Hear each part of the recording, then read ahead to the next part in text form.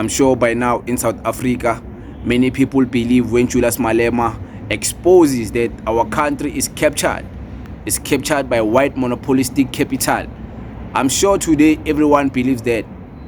So there's many people who have alleged that even our current government is compromised. Our current government was bought by the white monopolistic capital. We've seen it during elections, the market and the rand being part of the elections as if they were contesting elections. But the people who run shit in the market, the people who have businesses all over the market, the people who are producing so many products and running the economy, they are the ones who have captured South Africa, and they don't have the best interest of the majority. They have the best interest of making profit because they are capitalists.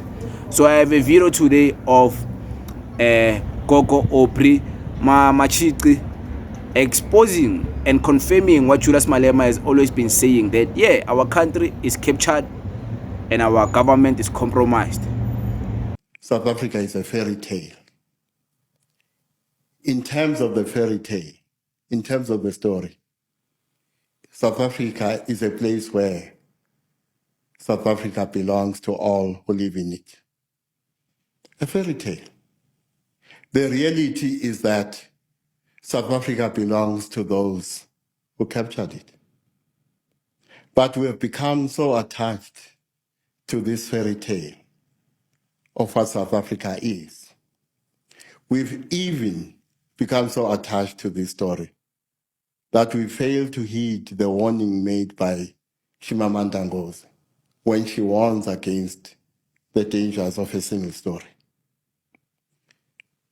So the fairy tale or the story of this GNU, this work of fiction, is the success that has been achieved in imposing a single story, a story of what South Africa is, when in fact this story is a work of fiction.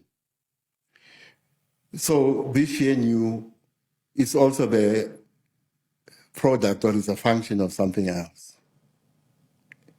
a manufactured consent. Now, what forces are responsible for manufacturing this this consent? Amongst others, the media has become an instrument when it comes to manufacturing consent in this country. You just hear the video, you just hear the clip, you just hear the message, you just hear the speech from GOGO, exposing and confirming that yeah, our country is captured. We all know the people who run the shit in our country. We all know the powerful billionaires, the likes of Aboyowan Rupert, people who have so many investments in businesses, products and funds invested in South Africa. We all know people like the Oppenheimer families, people who run the things, who own mines of diamonds, who own mines in South Africa of gold. We all know people like that. These are the billionaires of South Africa. Usually they are always in the top 5 of billionaires in South Africa. These are the richest men, one of the richest men in Africa.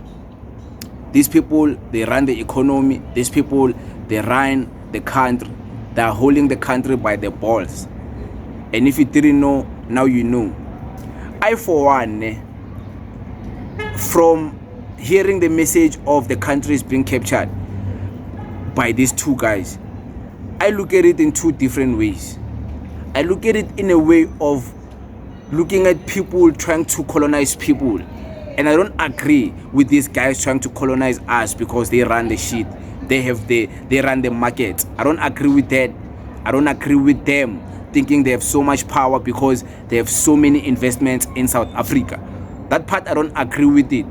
You know, I don't agree with them trying to exclude black people from participating in the economy. They want to be the only capitalist in the economy. I don't agree with that. But when it comes to motivation and inspiration, I'm inspired by these guys. Yeah, forget that they're colonizing people. Let's look at what they have done. Let's look at their business mindset. Let's look at how they are programmed to be able to create generational wealth for their families. I'm inspired by that. I'm inspired by them being able to own so many businesses and be one of the richest people in Africa.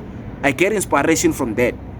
I'm inspired and I'm motivated to work hard so I can also be in the 1% of the people who are rich in Africa, in South Africa. So I can be one of the people who own businesses, who have shares in majority of the businesses all over the world.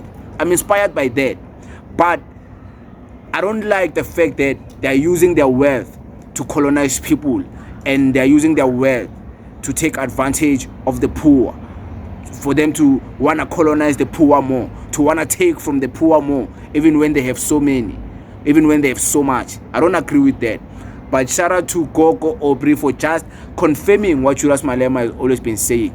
A lot of things Julius Malema has said before, they're only going to be confirmed as time goes on. Thank you very much.